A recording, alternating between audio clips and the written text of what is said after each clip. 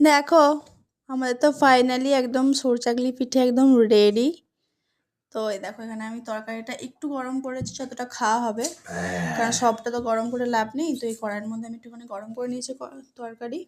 এই যে বাঁধাকপির তরকারি, দেখাও কেমন হয়েছে। ভালোই হয়েছে, সুন্দর হয়েছে।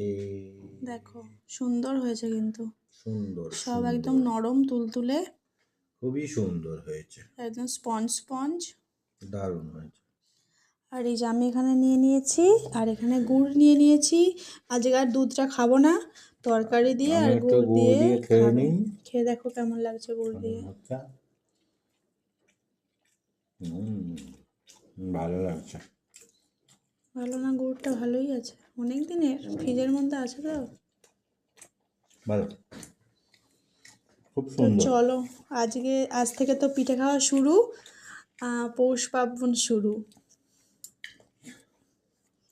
চলো, আমরা কিন্তু বাড়ি গিয়েছিলাম যখন, তখনও পিঠে খেয়েছি। তো বাড়িতে আজকে পৌষ পার্বণের পিঠে হচ্ছে, মানে শুরু হয়ে গেল আর কি পৌষ পার্বণের পিঠে খাওয়া। সেদিনকে সরু চাকলি আর আজকে করেছিল মা, দারুণ করেছিল।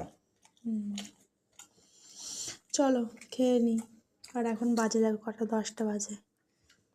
আবার কাল থেকে ডিউটি শুরু, রান্না বান্না শুরু সকাল থেকে।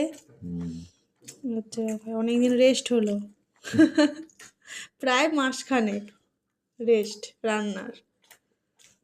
আবার কাল থেকে শুরু হবে সকালে রান্না।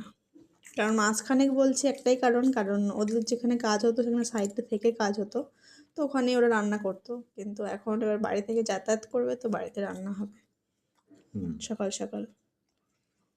চলো খেয়ে নিই।